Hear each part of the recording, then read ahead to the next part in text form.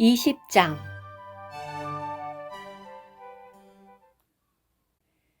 어느 날 예수님께서 성전에서 백성을 가르치시며 복음을 전하고 계실 때 대제사장들과 율법학자들이 장로들과 함께 가까이 와서 그대가 무슨 권위로 이런 일을 하는지, 또 그대에게 이런 권위를 준 이가 누구인지 우리에게 말하시오 라고 하니 예수님께서 그들에게 대답하셨다. 나도 한 가지를 여러분에게 물을 것이니 나에게 말하십시오. 요한의 침례가 하늘에서 온 것입니까? 사람들에게서 온 것입니까? 그러자 그들이 자기들끼리 서로 의논하며 우리가 하늘에서라 하면 그가 왜 요한을 믿지 않았느냐라고 할 것이고, 사람들에게서라 하면 모든 백성이 요한을 신원자로 확신하고 있기 때문에 우리를 돌로 쳐 죽이려 할 것이다 라고 하더니 어디서 왔는지 모르겠소 라고 대답하였다. 예수님께서 그들에게 말씀하셨다. 나도 무슨 권위로 이런 일을 하는지 여러분에게 말하지 않겠습니다. 그리고 예수님께서 백성에게 이런 비유로 말씀하시기 시작하셨다. 어떤 사람이 포도원을 만들어서 농부들에게 세를 주고 오랫동안 타국에 가 있다가 포도철이 되자 한 노예를 농부들에게 보내어 포도원의 열매를 바치도록 하였으나 농부들이 그를 때려서 빈손으로 돌려보냈습니다. 주인이 다시 다른 노예를 보냈으나 농부들이 그도 때리고 모욕하여 빈손으로 돌려보냈습니다. 그래서 주인이 다시 세 번째 노예를 보냈으나 농부들이 그에게도 상처를 입혀 내던졌습니다. 그러자 포도원 주인이 어떻게 할까? 내 사랑하는 아들을 보내야겠다. 아마 그들이 이 아들은 존중할 것이다. 라고 하였지만 농부들은 그 아들을 보자 서로 의논하며 이 사람은 상속자니 그를 죽여 그의 유업이 우리의 것이 되게 하자 라고 하고 그를 포도원 밖에 내던지고 죽였습니다. 그러면 포도원 주인이 그들을 어떻게 하겠습니까? 주인이 와서 그 농부들을 진멸하고 포도원을 다른 사람들에게 줄 것입니다. 사람들이 이 말씀을 듣고 그런 일이 없기를 바랍니다. 라고 하니 예수님께서 그들을 바라보시며 말씀하셨다. 그렇다면 성경에 건축자들이 버린 돌이 모퉁이의 머리돌이 되었습니다. 라고 기록된 것은 무슨 뜻입니까? 그 돌 위에 떨어지는 사람마다 깨어져 산산조각이 날 것이며 그 돌이 누구 위에든지 떨어지면 그를 가루로 만들어 겨같이 흩을 것입니다. 그러자 율법학자들과 대제사장들은 이 비유가 자기들을 두고 하신 말씀인 것을 알고 즉시 손을 대어 예수님을 붙잡으려 하였으나 그들은 백성을 두려워하였다. 그래서 그들은 예수님을 자세히 지켜보고 있다가 의인으로 가장한 첩자들을 보내어 예수님의 말씀을 꼬투리 잡아 그분을 총독의 통치와 권위 아래 넘기려고 하였다. 첩자들이 예수님께 선생님은 올바르게 말씀하시고 가르치시며 사람을 외모로 받아들이시지 않으시고 참되게 하나님을 가르치시는 줄을 우리가 압니다. 우리가 가이사에게 세금을 바치는 것이 옳습니까? 옳지 않습니까?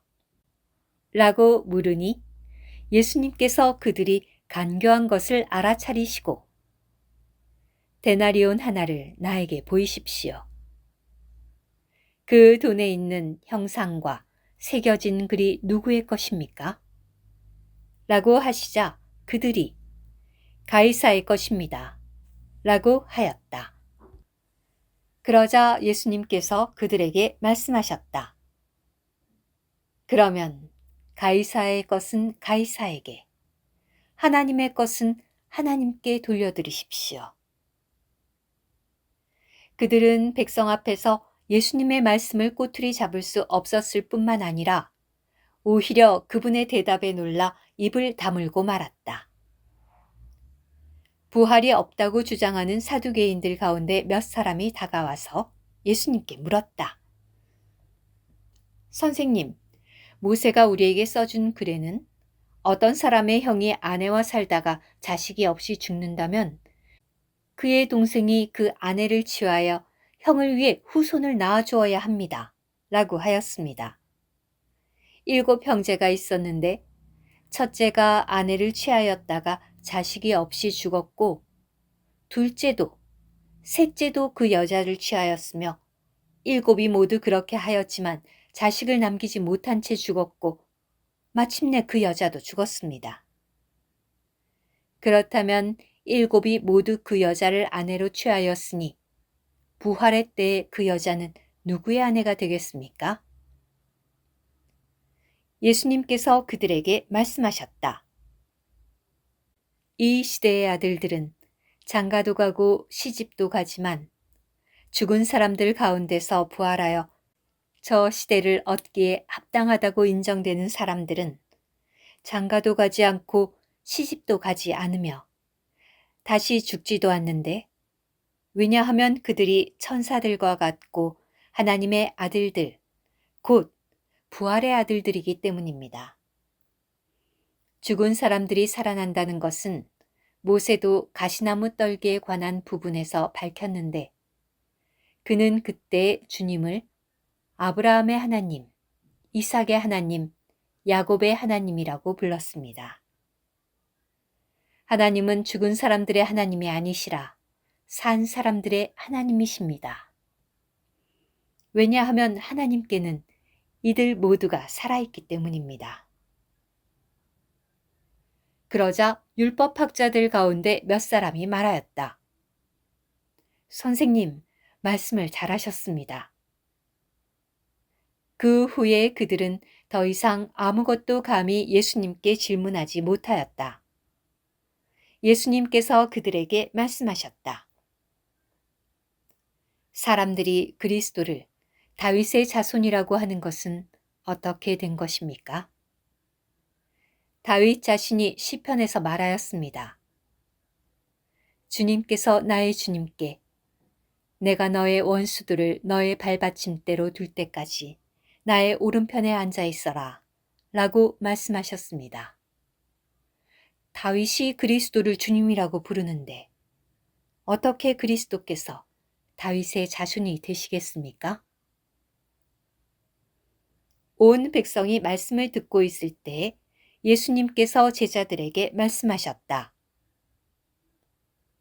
율법학자들을 조심하십시오.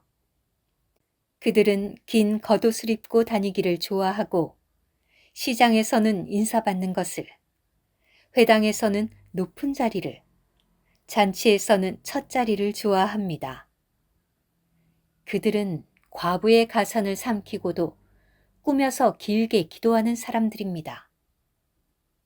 이런 사람들은 더 엄한 심판을 받을 것입니다. 오늘 큐티. 믿는 이들에게 그리스도는 그들이 의지하는 기초돌이시며 믿지 않는 유대인들에게는 걸림돌이시며 열국에게는 깨뜨리는 돌이 되실 것입니다. 포도원 주인의 아들임을 말씀하신 그리스도는 결국 자신을 건축자들이 배척한 돌로 언급하셨습니다. 그리스도는 유대 건축자들에게는 버려지셨으나 이방의 믿는 이들인 우리에게는 건축하는 돌이십니다. 교회는 전적으로 건축에 달려 있습니다. 만일 건축이 없다면 실제적인 교회 생활이 없는 것입니다. 교회 생활은 단지 함께 모이거나 약간의 교통만을 갖는 그런 것이 아닙니다. 그분 안에서, 그분을 통해 우리는 함께 건축됩니다.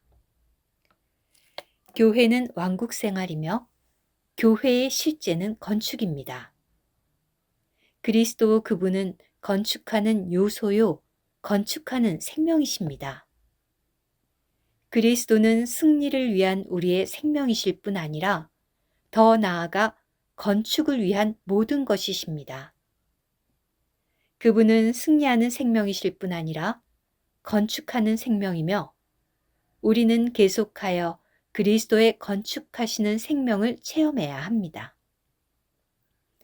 우리 안에서 우리의 생명으로 계신 그리스도는 궁극적으로 하나님의 건축을 위하시며 우리는 그리스도를 건축하는 돌로서 체험할 필요가 있습니다. 아멘.